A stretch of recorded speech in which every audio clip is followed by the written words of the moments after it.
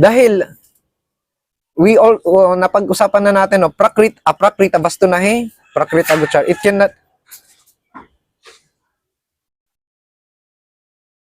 Hare Krishna, laglag yung pusa. Okay. Buhay yun. Okay, so, buhay yun. Third floor to eh. Ay, fourth yata to. Oh, fourth, apat na palabag to. Buhay yan. So, medyo naano ako doon, na-disturb ah. So, itong scripture is napag-usapan aprakrita bastunahe, prakrita guchar. It cannot, transcendental objects cannot be perceived by external senses, no?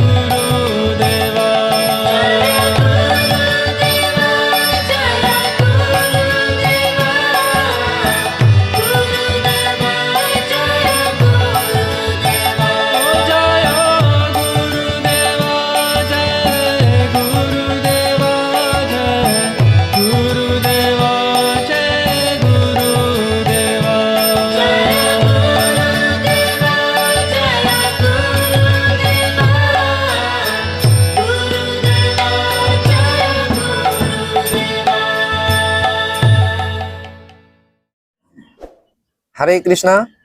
Good morning po sa inyong lahat. So today is Friday morning and welcome po ulit sa aking YouTube channel, Homeless na Hare Krishna. Alright, so maraming salamat po sa mga nag-subscribe and shoutout po sa inyong lahat. Pati na rin sa ating mga silent viewers. So napakaganda ng ating topic ngayon dahil pag-uusapan natin ang defect ng logic. Okay? That, ang pag-uusapan natin is that logic cannot establish the supreme absolute reality. The transcendental, non-dual, supreme absolute truth, the supreme Lord. That, so, in other words, we will talk about the defect of logic. Gusto ko lang muna sabihin na hindi ako magaling na speaker and I will just try to share yung aking mga napag-aralan sa pamamagitan ng gusto ko lang i-share yung mga narinig ko from the pure devotees of Krishna. Yeah?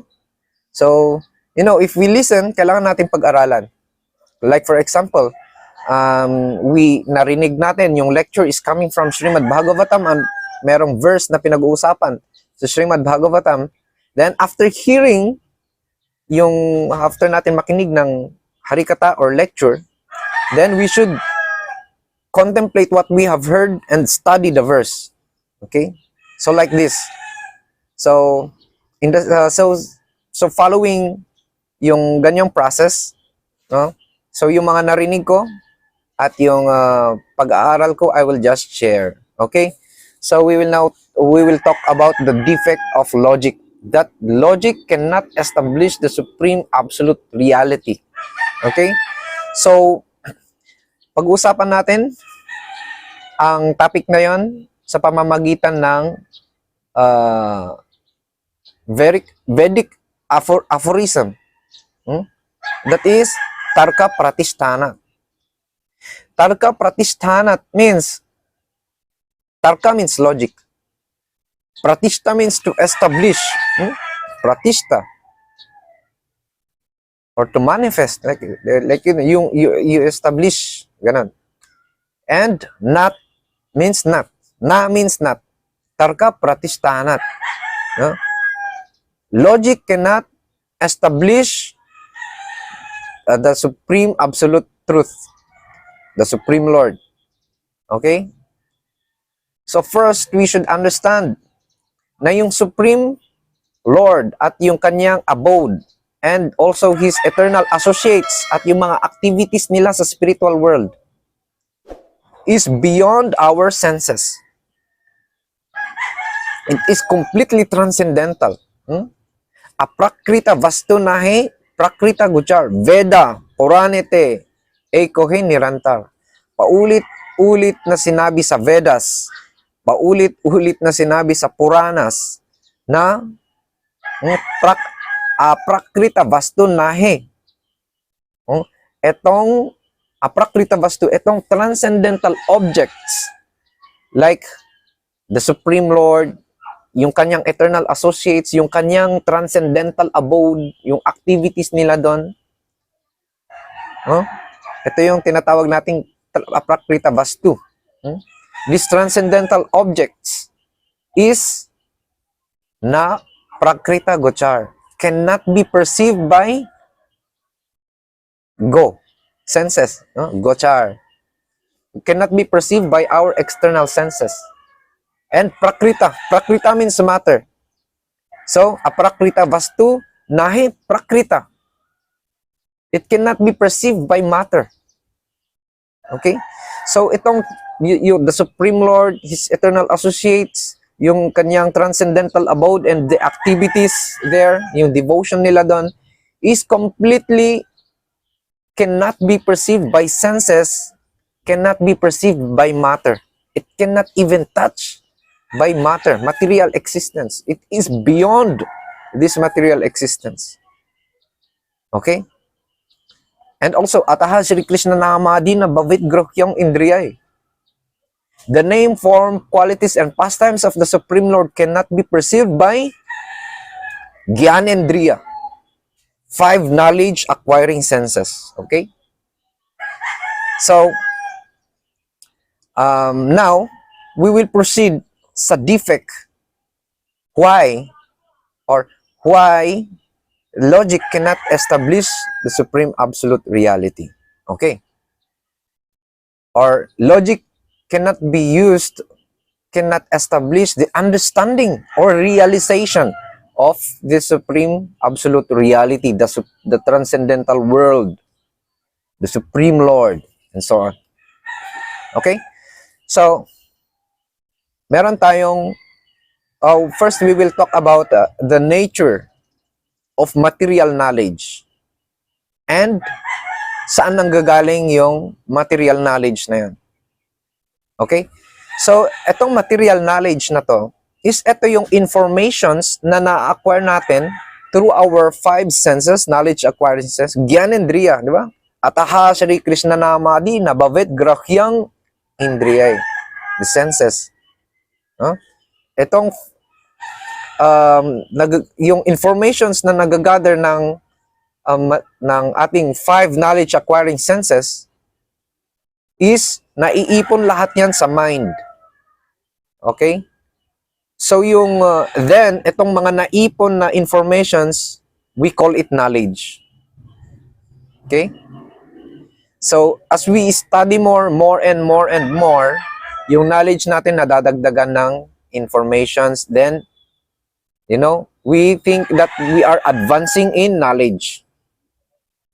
So now we will talk about the defect of that knowledge, and using that, and later on pag-uusapan natin yung that the knowledge, that material knowledge cannot perceive the information or the knowledge that comes from the scriptures.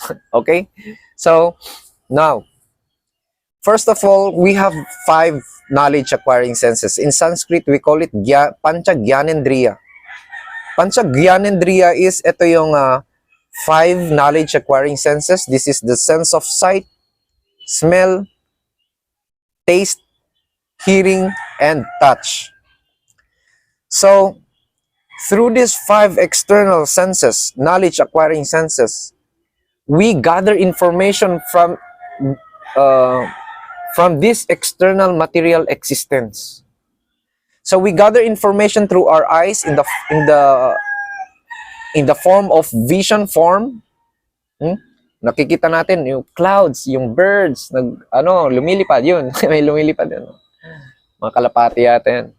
Yung mga trees, no? The sun, the people. No? Technology, nakikita natin may technology na, di ba? The nature, nature, like yung dagat, di ba? Yung mountains, the river, etc. No? And through this vision, nagkakaroon tayo ng information of what we see. So, yung external senses natin is actually like a magnet. It's na nagkakaroon siya ng, nag-gather siya ng information. Continuous yan. Hanggat merong consciousness, hanggat meron tayong consciousness, hanggat conscious itong material body natin na to, yung senses natin is continuously gathering information, not stopping. So now, but we should understand na itong 5 knowledge acquiring senses is continuously, automatically gathers information continuously. Okay? But meron tayong three conditions. Like in the mode of goodness, passion, and ignorance. Sa mode of goodness, we are awake. So sa wake state, dito, sa gising na tayo, no? From sleep, our sleep. No?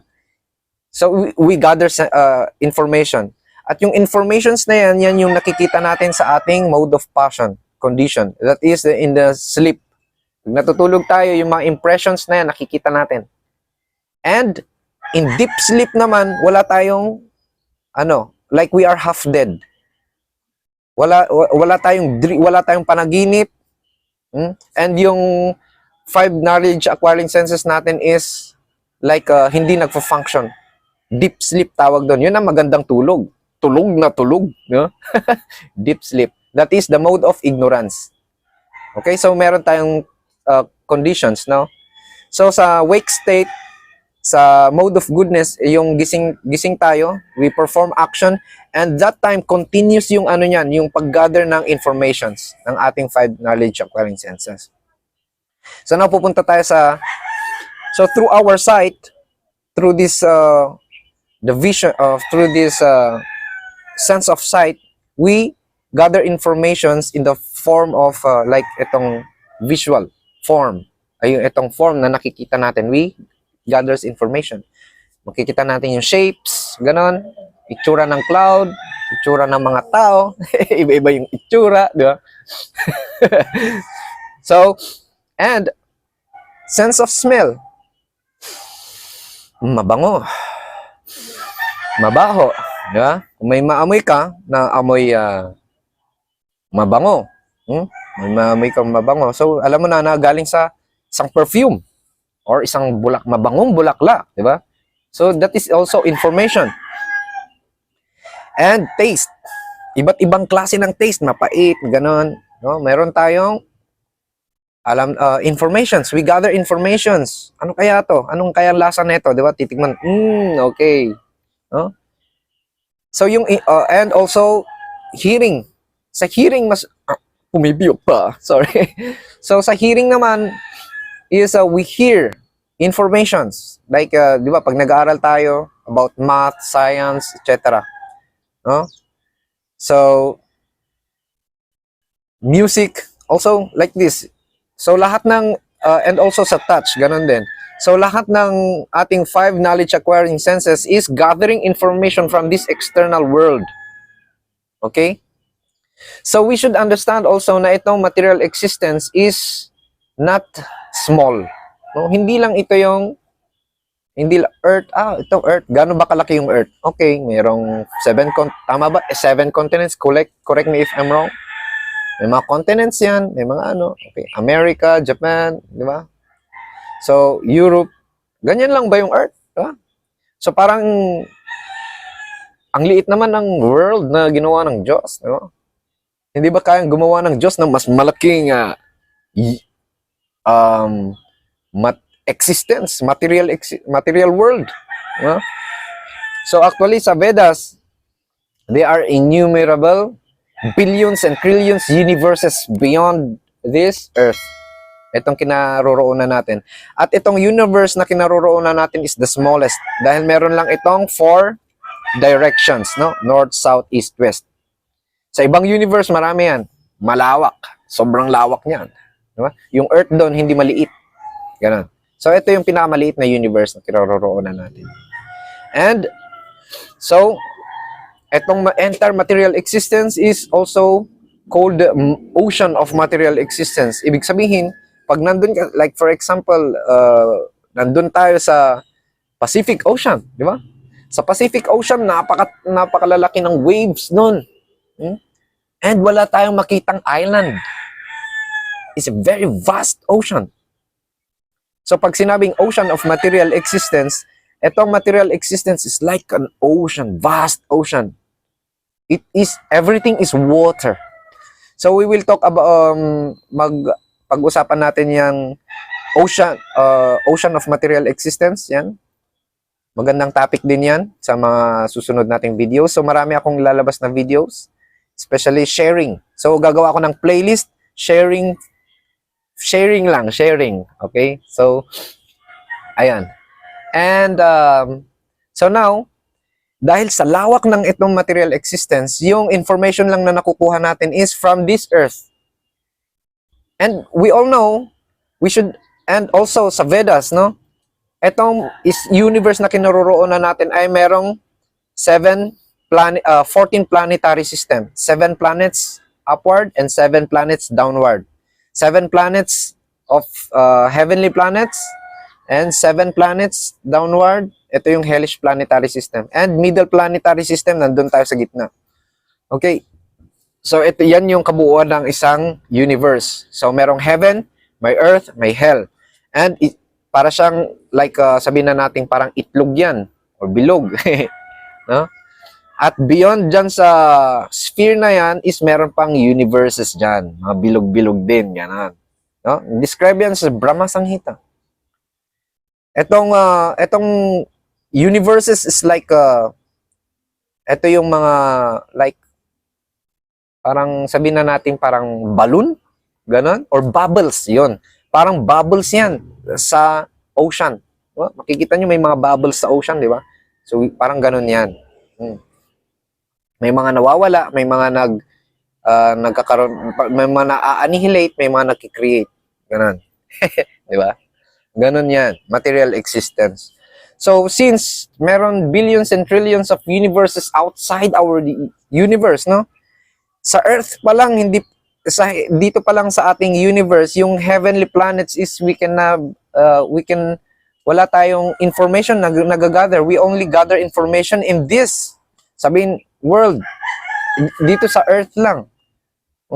We cannot even understand the nature, yung information from other country, no? Kung Pilipino tayo, Pilipino lang yung ano natin, information, di ba? Nasa Pilipinas lang tayo eh, di ba? Di ba? That's why it's so, and also, yung senses natin is imperfect, karanapatav.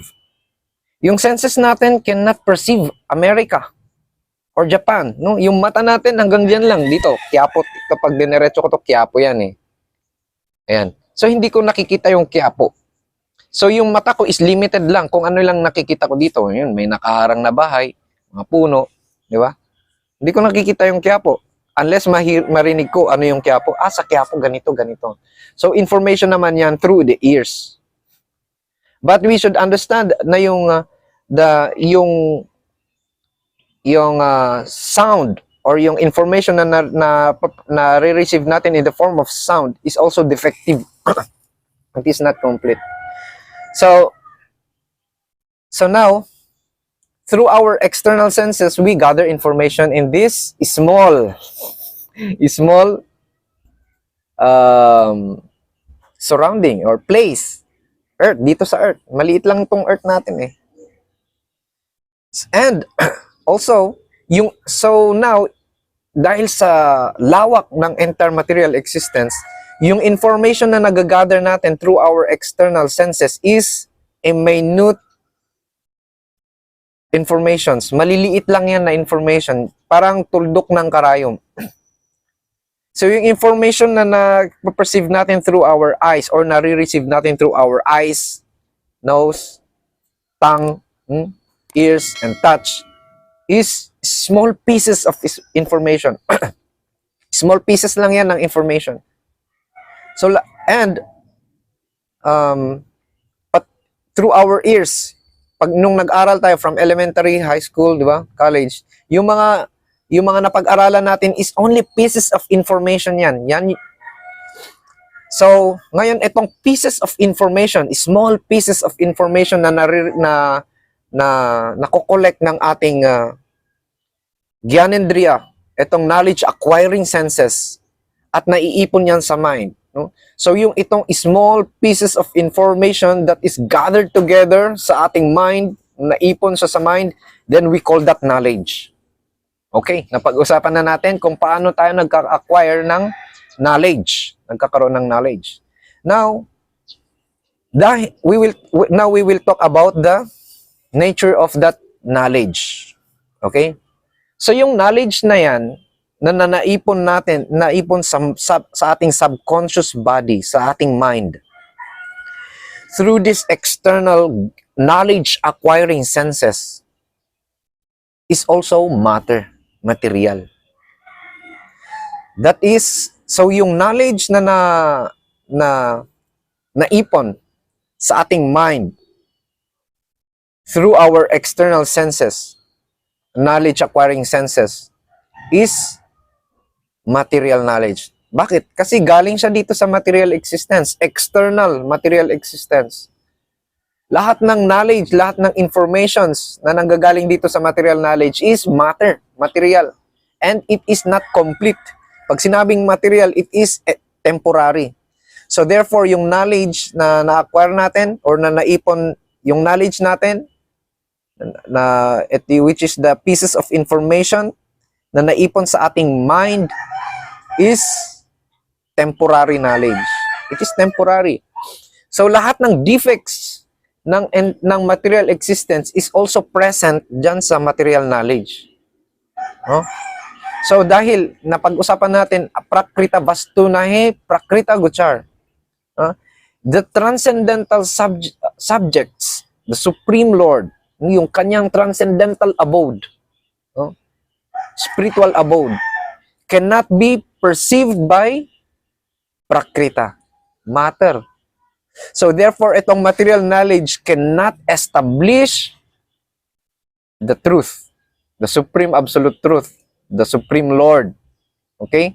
So kahit gaano pa tayo ka-intellectual, kahit gaano pa tayo kagaling, we cannot establish, we cannot describe that transcendental reality. Di ba? Tama ba ako? Tama ba ako? So may ganun, ano? Now, we will go to now pag-uusapan na natin yung defect ng logic. So now, using examples na napaperceive ng senses natin dito sa material world, in which we use it like a logic to understand transcendental reality is has defect. That is, if we have no faith that the abode of the Supreme Lord is completely spiritual, transcendental. Minsan iniisip ng mga tao na yung abode ng Diyos is completely spiritual, but yung understanding nila sa spiritual is still impure dahil yung concept ng spirituality is mixed with material knowledge. Material concepts. Yan yung dangerous, no? That's why we don't advance in our spiritual life. So lahat ng mga like religion, sabihin na nating religions, they don't advance in their spiritual life. Why? Because yung understanding nila about God is mixed with mundane conceptions. Why? Because our mind is completely polluted with mundane ideas, concepts. And that is very difficult to give up. Very difficult. No? So, if we use logic to understand the Supreme Lord, it may help us. Nakakatulong naman yun. But it will not completely touch the Supreme Lord, the nature of the Supreme Lord, the nature of the supreme reality, transcendental reality. It can never touch, no? Aprakrita vastu nahe, prakrita gochar. The transcendental objects cannot be perceived by matter and our external senses. Our material senses cannot be perceived. It is completely beyond matter. So how can you describe? Di ba? Ay, yung abode ng Diyos, ganito yung itsura niya. Di ba? So, logic. This is the nature of logic. So, itong logic is base din sa material knowledge. Material knowledge that which gathered through these external senses. It is a pieces of information that is gathered together. And through that knowledge, we use logic to establish the supreme absolute truth, which is can never be established. Okay? So maraming klase ng logic, no? May mga pangalan pa yan eh. Ginamit ko yung logic ni ganito. May mga pangalan niya, mga logic ngayon.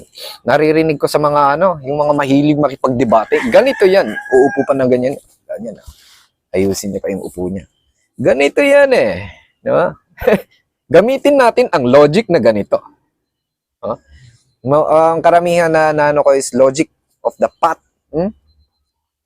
Merong mga logic of the sun. So mostly actually sa Krishna consciousness we use the logic of the sun in connection sa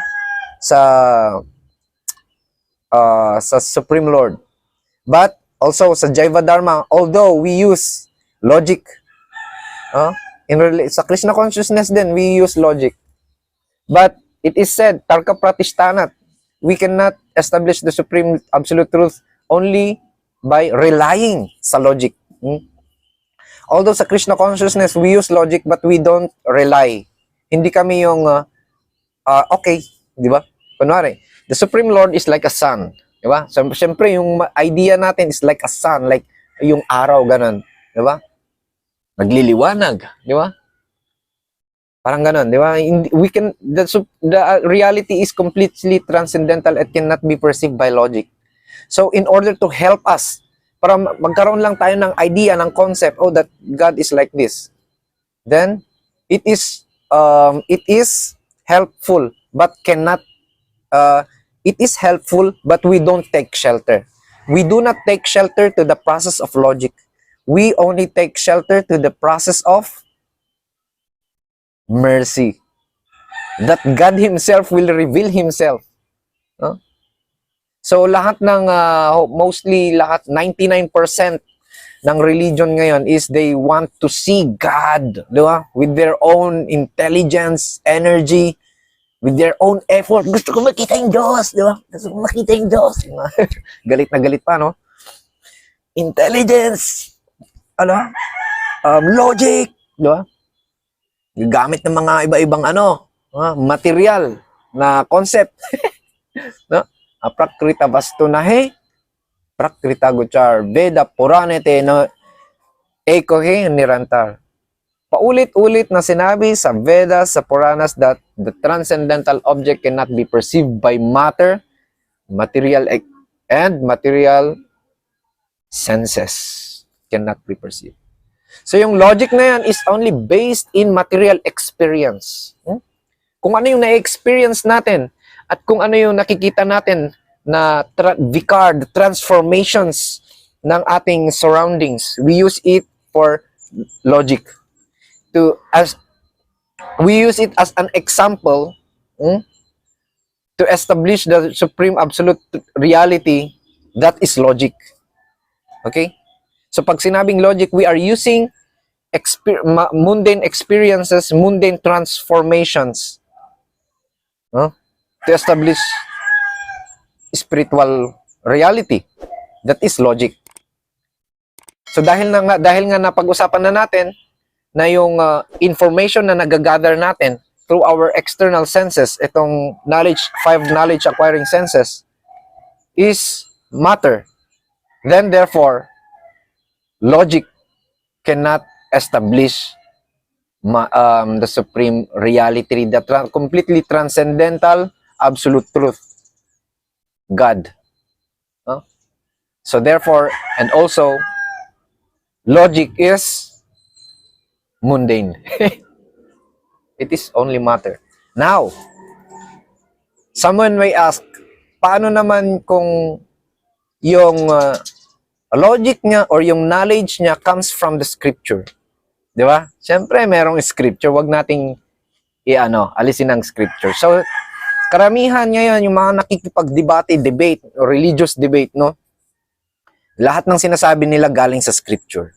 Meron din may mga nakikilala din ako, mga Muslim, Christians, Muslims and Christians na gumagamit sila ng like informations galing sa Vedas. Like yung Atma, tayo ay Atma. May mga nakikilala akong ganun eh. May mga pari. Atma, alam ko yan. Samsara, oo. Like this. Karma, di ba? So, ito yung may mga mga basic lang naman. So, and also, minsan may mga ganun. Marami akong nakikita, namimit na ganun. Mahilig sa mga logic na dahil sa hilig nila sa logic, pati sa Vedas kumukuha sila ng information pati sa Vedas, okay? So now,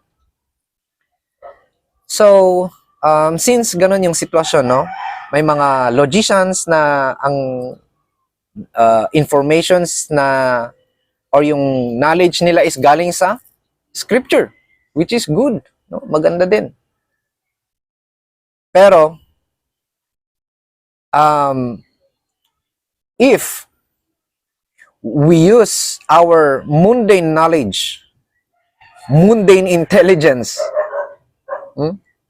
if we use the knowledge that we gather from this, that we gathered from this external material existence through our